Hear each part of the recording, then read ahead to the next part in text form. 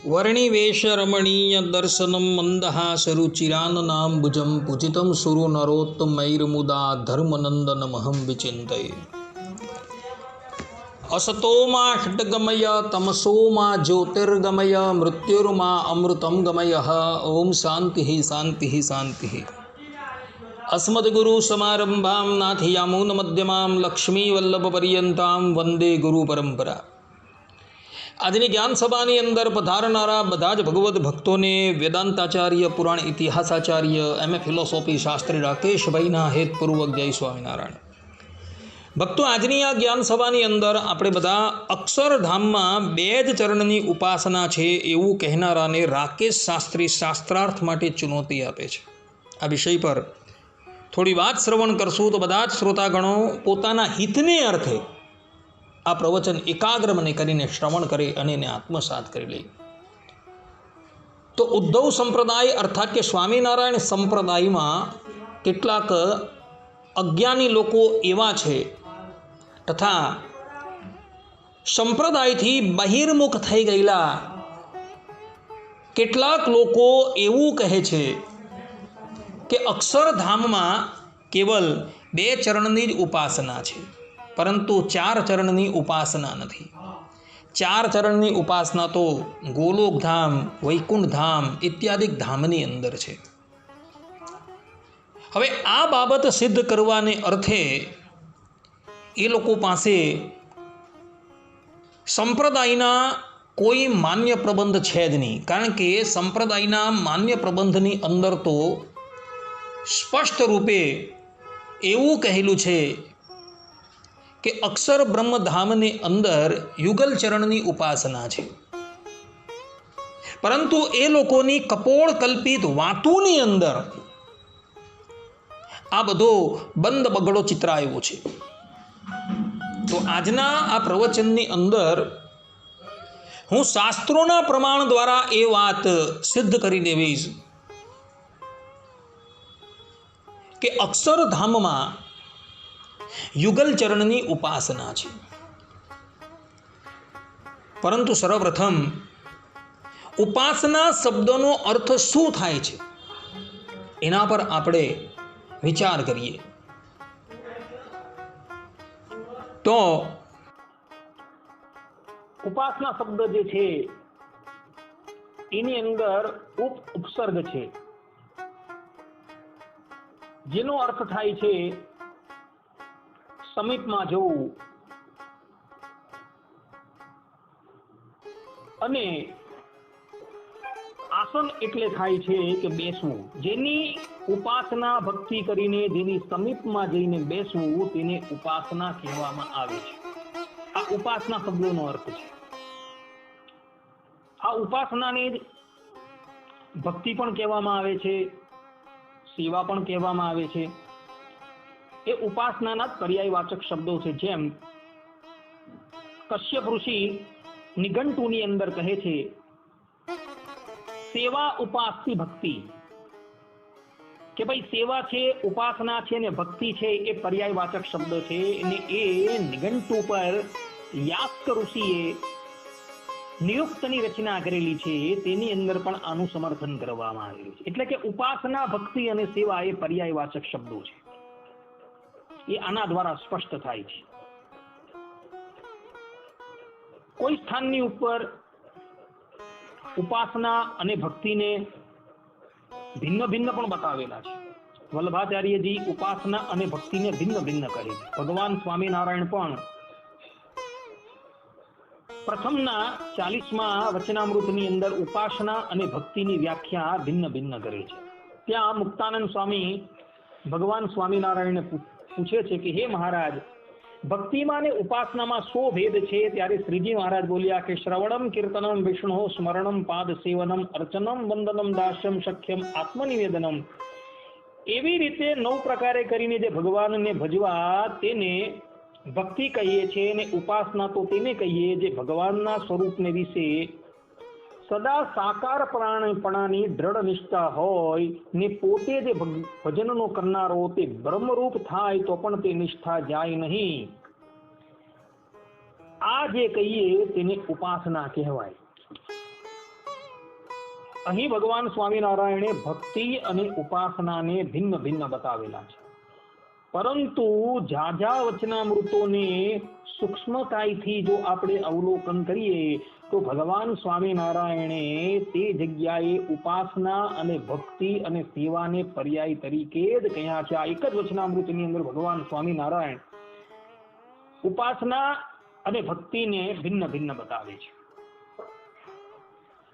રામાનુજાચાર્યજી પોતે ગીતા ભાષ્યની અંદર ઉપાસના ભક્તિની વ્યાખ્યા કરતા પોતે કહે છે કે સ્મૃતિ સંતાન રૂપ દર્શન સમાનાકારમ ધ્યાનોપાસન શબ્દવાચ્યમ, અર્થાત કે ચિંતન પ્રવાહ રૂપ તે જ્ઞાનને જે દર્શનની સમાન આકાર વાળું જે થવું તેને ધ્યાન અને ઉપાસના શબ્દથી કહ્યું છે.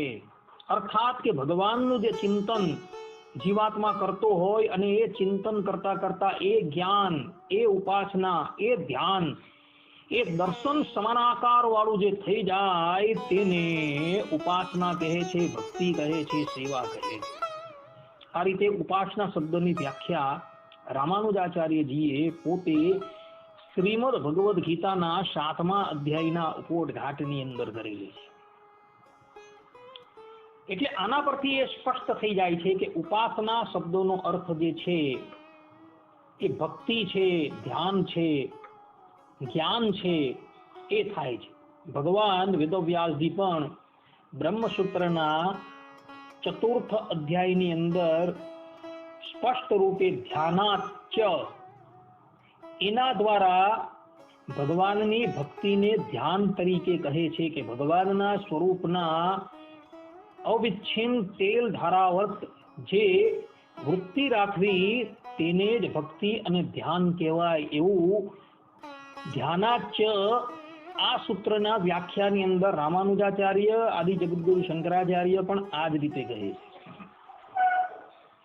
એટલે ભક્તિ શબ્દોનો અર્થ થાય છે ધ્યાન, ઉપાસના, જ્ઞાન, સેવા. આ બધા ભક્તિ તરીકે જ કહેવાયા છે. ભગવાન સ્વામિનારાયણે વચનામૃતની અંદર પ્રથમના 40મા વચનામૃતની અંદર ઉપાસના અને ભક્તિની અંદર સૂક્ષ્મ ભેદ બતાવેલો છે કે ભક્તિ એટલે શ્રવણ આદિ જે 9 પ્રકારની ભક્તિ અને ઉપાસના એટલે કે ભાઈ સાકાર કે નિરાકાર એ ભગવાનને જાણવા તેને ઉપાસના કહેવાય છે. આવી વ્યાખ્યા ભગવાન સ્વામિનારાયણે કરેલી છે. કેટલાક લોકો એવું કહે છે કે ભગવાનના અક્ષરધામની અંદર 4 ચરણની ઉપાસના નથી, ત્યાં તો 2 જ ચરણની ઉપાસના છે. એટલે કે પરમ બ્રહ્મ પરમાત્મા ભગવાન સ્વામિનારાયણ જ ત્યાં ઉપાસના કરવા યોગ્ય છે, બીજા કોઈ ઉપાસના કરવા યોગ્ય નથી. આવું એ લોકો કહી રહ્યા છે ને આને માટે એ લોકો કોઈ પ્રમાણ નથી આપતા. એ લોકો પાસે પ્રમાણ જે છે એ કેવલ ને કેવલ કપોળ કલ્પિત પોતાની મનમુખી વાતોના છે, બીજા કોઈ મૂળ સંપ્રદાયના ગ્રંથોના પ્રમાણ છે જ નહીં. એ લોકોનું કહેવું એવું છે કે અક્ષરધામની અંદર 2 ચરણની ઉપાસના છે, ત્યાં 4 ચરણની ઉપાસના નથી. 4 ચરણની ઉપાસના તો ગોલોકધામ અને વૈકુંઠ ધામની અંદર છે. આવી એ લોકો પ્રતિજ્ઞા કરે છે અને આ પ્રતિજ્ઞા સિદ્ધ કરવા માટે કોઈ હેતુ બતાવતા નથી કે કોઈ નિશ્ચિત સાધ્યવાન જે દ્રષ્ટાંત કહેવાય છે એ દ્રષ્ટાંત પણ બતાવતા નથી. કેવલ ને કેવલ મનમુખી તરંગો દ્વારા આ વાત એ લોકો કહી રહ્યા છે. પરંતુ ઉદ્ધવ સંપ્રદાયના ગ્રંથોનું સૂક્ષ્મતાથી જો અવલોકન કરવામાં આવે તો ત્યાં સ્પષ્ટ રૂપે લખેલું છે કે અક્ષરધામની અંદર 4 ચરણની ઉપાસના નથી, ત્યાં તો યુગલ ઉપાસના છે. જેમ કે શિક્ષાપત્રી જે ભગવાન સ્વામિનારાયણે લખેલી છે અને એના પર ભગવાન સ્વામિનારાયણની આજ્ઞાથી સતાનંદ સ્વામીએ અર્થ દીપિકા નામની ટીકા લખેલી છે. તેમાં કૃષ્ણમ દીક્ષા ગુરોહ પ્રાપ્તિ આ 41મા શ્લોકની વ્યાખ્યા કરતા સતાનંદ સ્વામી પોતે લખે છે, નનુ માલાદ્વય ધારણે કો હેતુ ઇતિ ચેત શ્રી રાધા કૃષ્ણાખ્ય યુગલ સ્વરૂપ ઉપાસના તત્વ સૂચનાર્થમ ઇત્યવગમ્યતામ. અર્થાત કોઈ કહેશે કે કંઠમાં બેવડી માળા કંઠી પહેરવાનું કેમ કહ્યું છે, તો તેનો પ્રત્યુત્તર તો એમ છે કે શ્રી રાધા કૃષ્ણ નામે યુગલ સ્વરૂપની ઉપાસના આપણે કરીએ છીએ તેવું જણાવવા માટે બેવડી માળા એટલે કે કંઠી ધારણ કરીએ છીએ. અહીં સ્પષ્ટ રૂપે સતાનંદ સ્વામી કહે છે કે ઉપાસના જે છે એ યુગલ સ્વરૂપની ઉપાસના છે. અક્ષરધામનું વર્ણન ભગવાન સ્વામિનારાયણે સત્સંગી જીવનના તૃતીય પ્રકરણના 41મા અધ્યાયની અંદર કરેલું છે. તથા એ જ અક્ષરધામનું વર્ણન ભગવાન વેદવ્યાસજી સ્કંદ પુરાણના વૈષ્ણવ ખંડની અંદર આવેલા વાસુદેવ મહાત્મયની અંદર 15, 16, 17 ને 18મા અધ્યાયની અંદર એ જ અક્ષરધામનું વર્ણન કરે છે. તથા એ જ વર્ણન નિષ્કુળાનંદ સ્વામી ભક્ત ચિંતામણી 159મા પ્રકરણમાં કરે છે.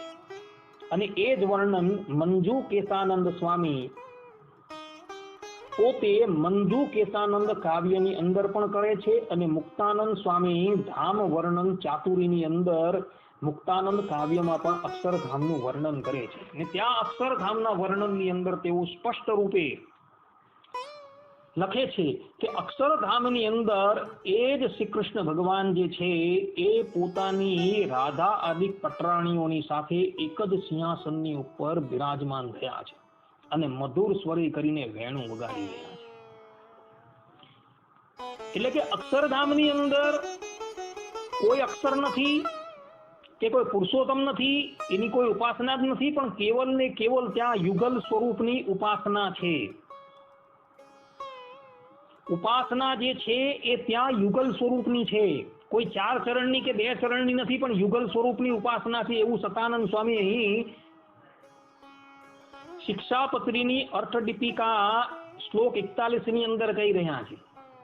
એટલે અહીં ભગવાન સ્વામિનારાયણ વચનામૃતના એટલે કે ગઢડા પ્રથમના 5મા વચનામૃતની અંદર રાધિકા સહિત શ્રી કૃષ્ણનું ધ્યાન કરવાનું કહે છે. તે જ પ્રમાણે અક્ષરધામની અંદર પણ આપણે એ જ યુગલ ઉપાસના છે, યુગલ સ્વરૂપની જ ઉપાસના કરવાની છે. એટલે કે જે લોકો એવું કહેતા ફરે છે કે અક્ષરધામની અંદર તો 4 ચરણની ઉપાસના નથી પણ 2 જ ચરણની ઉપાસના છે, તે લોકોના મતનું ખંડન સતાનંદ સ્વામી શિક્ષાપત્રી અર્થદીપિકાના 41મા શ્લોકની અંદર કરી જ દે છે કે ત્યાં યુગલ ઉપાસના છે. અર્થાત કે યુગલ જે લક્ષ્મીજી, રાધાજી અને ભગવાન શ્રી કૃષ્ણની ઉપાસના આપણે ત્યાં કરવાની છે. જે લોકો એવું બોલે છે કે અક્ષરધામની અંદર તો 2 ચરણની ઉપાસના છે, 4 ચરણની ઉપાસના નથી, એ 4 ચરણની ઉપાસના તો પ્રકૃતિની અંદર આવેલા ગોલોકની અંદર અને વૈકુંઠની અંદર છે. એ લોકો જે એવું બોલે છે તે લોકો પોતે આ વાત જે કહી રહ્યા છે એ કપોળ કલ્પિત સ્વામીની વાતો પરથી કહી રહ્યા છે. જેમ કે બહુ વર્ષો પહેલા 6 પ્રકરણની ગુણાતીતાનંદ સ્વામીની વાતો બહાર પડેલી હતી. એ 6 પ્રકરણની વાતોની અંદર 5મા પ્રકરણની 307મી વાતની અંદર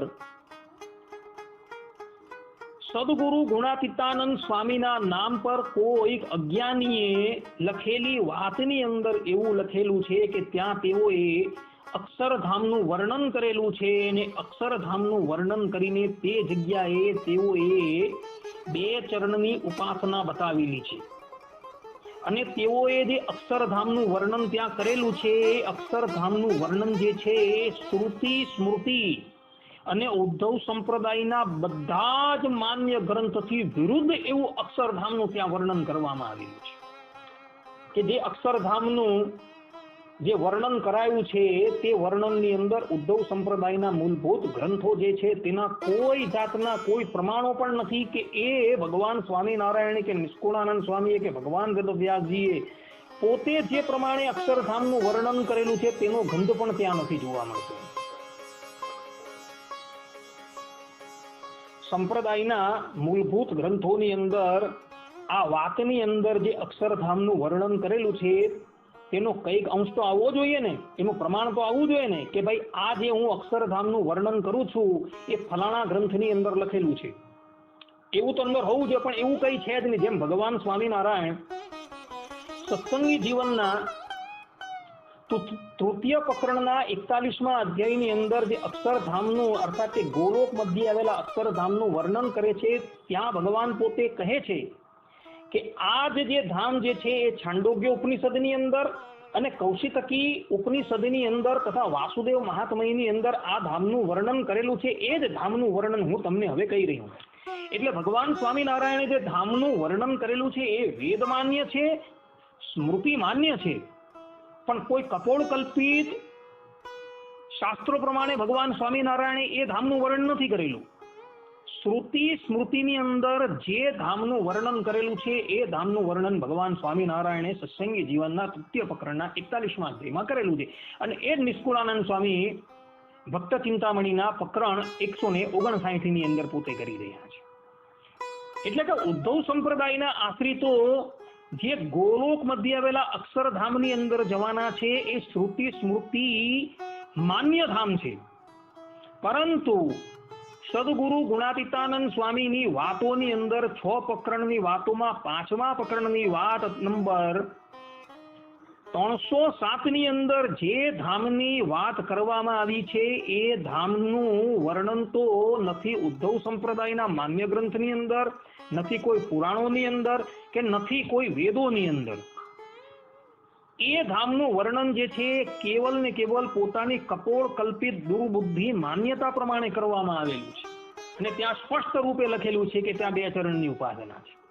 જ્યારે ઉદ્ધવ સંપ્રદાયના માન્ય ગ્રંથ એવા શિક્ષાપત્રી અર્થદીપિકા ટીકાની અંદર 41મા શ્લોકની વ્યાખ્યાની અંદર તો સ્પષ્ટ રૂપે સતાનંદ સ્વામી અક્ષરધામની અંદર પોતે યુગલ સ્વરૂપની ઉપાસનાની વાત કરી રહ્યા છે કે ભાઈ ભગવાનના ધામની અંદર એ ભગવાનનું યુગલ સ્વરૂપ જે છે એ જ સેવવા યોગ્ય છે, સેવા કરવા યોગ્ય છે, ઉપાસના કરવા યોગ્ય છે.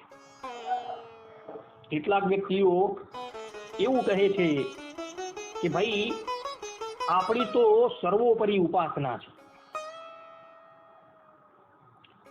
તો એ લોકોને પૂછવાનું કે ભાઈ ઉપાસનાની અંદર તમે સર્વોપરી ઉપાસના ક્યાંથી લાવ્યા? ભગવાન સ્વામિનારાયણ જે પ્રમાણે પ્રથમના 40મા વચનામૃતની અંદર પોતે કહી રહ્યા છે કે ઉપાસના કોને કહેવાય કે ભગવાનને સાકાર જાણવા તેને ઉપાસના કહેવાય. ઉપાસનાનો અર્થ ભગવાન સ્વામિનારાયણે આ પ્રમાણે કરેલો છે. ત્યાં ભગવાન સ્વામિનારાયણ એવું નથી બોલ્યા કે ઉપાસના એટલે કે સર્વોપરીની ઉપાસના, એવું ભગવાન સ્વામિનારાયણ બોલતા જ નથી. સીધો અને સાદો સરળ રૂપે અર્થ કરેલો છે કે ઉપાસના એટલે હું કે ભગવાનને સાકાર સમજવા એને ઉપાસના કહેવાય. આવું ભગવાન સ્પષ્ટ રૂપે બોલે છે.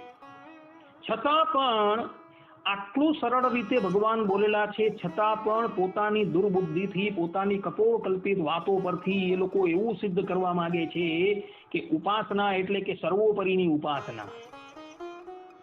પરંતુ આ જે વાત જે છે તેને કોઈ શ્રુતિ સ્મૃતિ આદિકનું પ્રમાણ નથી મળતું.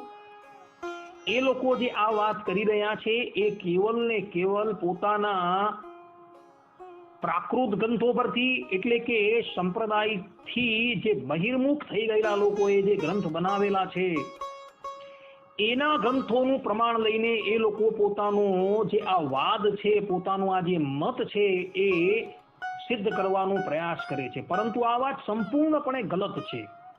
ઉપાસનાનો અર્થ થાય છે ભગવાનને સાકાર સમજવા કે નિરાકાર સમજવા, એ ઉપાસના શબ્દોનો અર્થ છે. કેટલીક જગ્યાએ ઉપાસના ને જ ભક્તિ, એને જ સેવા અને એને જ જ્ઞાન કહેવાય છે. આપણે અગાડી જોઈ ગયા. પરંતુ સંપ્રદાયના એક જ ગ્રંથની અંદર એક જ સ્થાન પર એટલે કે વચનામૃત પ્રથમના 40મા વચનામૃતની અંદર જ ભગવાને ઉપાસના અને ભક્તિને ભિન્ન ભિન્ન બતાવેલા છે. બાકી બધી જ જગ્યાએ આપણે જોવા જઈએ તો ઉપાસનાને જ ભક્તિ કહી છે, એને જ જ્ઞાન કહ્યું છે અને એને જ સેવા કહી છે. તો આના દ્વારા એ સ્પષ્ટપણે પ્રતિપાદિત થઈ જાય છે કે ગોલોક મધ્યે આવેલા અક્ષરધામની અંદર ભગવાનની યુગલ સ્વરૂપની ઉપાસના છે. ત્યાં કોઈ 4 ચરણ કે 2 ચરણની ઉપાસના નથી એવું સતાનંદ સ્વામી જ પોતે શિક્ષાપત્રી અર્થદીપિકાના 41મા શ્લોકની અંદર કહી રહ્યા છે. આ કંઠી જે આપણે ધારણ કરીએ છીએ, તિલક ચાલો આપણે જે કરીએ છીએ, એ યુગલ સ્વરૂપની ઉપાસનાનું જ પ્રતીક છે. એ જ ટીકાની અંદર સતાનંદ સ્વામી પોતે કહે છે કે બેવડી કંઠીને બદલે એકવડી કંઠી પણ ધારણ કરી શકાય. તેનો અર્થ શું છે? તો ભાઈ એક શ્રી કૃષ્ણની જ ઉપાસના છે અને રાધા આદિક શક્તિઓ જે છે એ શ્રી કૃષ્ણની અંદર લીન થયેલી હોવાથી એક કંઠી પણ આપણે ધારણ કરી શકાય. પરંતુ ઉદ્ધવ સંપ્રદાયની અંદર વૃદ્ધોનો જે વ્યવહાર જે કહેવામાં આવે એ હંમેશા પોતે બેવડી જ કંઠી ધારતો આવેલો છે.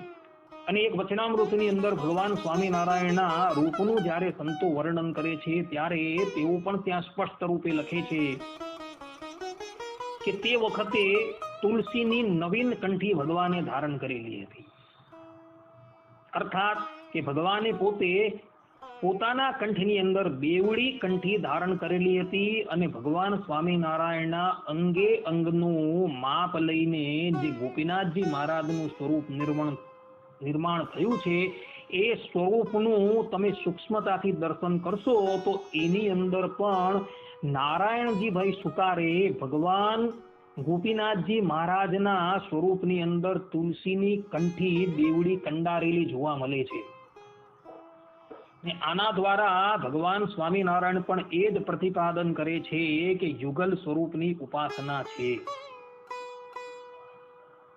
જે પણ વ્યક્તિએ ગોલોક મધ્યે આવેલા અક્ષરધામની અંદર જો આવવું હોય તો ત્યાં તો યુગલ સ્વરૂપની જ ઉપાસના છે ને ત્યાં ભગવાન સ્વામિનારાયણ પોતાની રાધા આદિક પત્નીઓની સાથે એક સિંહાસનની ઉપર બિરાજમાન છે ને મધુર સ્વરે કરીને વેણું વગાડે છે. વેણું નાદ સાંભળવું હોય તો ત્યાં પધારવું. અન્યથા શ્રુતિ અને સ્મૃતિથી વિરુદ્ધ એવું કપોળ કલ્પિત જે ગુણાતીતાનંદ સ્વામીની વાતોની અંદર 6 પ્રકરણની વાતમાં 5મા પ્રકરણની વાત નહીં 307મી વાતની અંદર જે પ્રમાણે ધામનું વર્ણન કરેલું છે ત્યાં જઈ શકે છે લોકો. જે ધામનું કોઈ અસ્તિત્વ જ નથી, કેવળ ને કેવલ પોતાની દુર્બુદ્ધિથી મનોકલ્પિત બુદ્ધિથી એ ધામનું વર્ણન કરવામાં આવેલું છે. જે લોકો એવું કહેતા હોય કે અક્ષરધામની અંદર તો 2 ચરણની જ ઉપાસના છે, તો તે લોકો જે છે એ કપોળ કલ્પિત જે ધામ છે એની અંદર જઈ શકે છે. જો ભગવાન સ્વામિનારાયણે જે પ્રમાણે કહ્યું છે, અર્થાત કે ગોલોક મધ્યે આવેલા અક્ષરધામનું જે વર્ણન કરાયેલું છે ત્યાં તો યુગલ સ્વરૂપની જ ઉપાસના છે. જે ભગવાન સ્વામિનારાયણનો જે ઉપાસક છે તે તો અંતકાળે શિક્ષાપત્રીમાં 121મા શ્લોકમાં કહ્યા પ્રમાણે એ ગોલોક મધ્યે અક્ષરધામની અંદર જ જવાનો છે અને ત્યાં તેણે યુગલ સ્વરૂપની જ ઉપાસના કરવાની છે. આ સિદ્ધાંત વાત છે. અહીં આ પ્રવચનને વિરામ આપીએ છીએ. અસ્તુ. જય સ્વામિનારાયણ.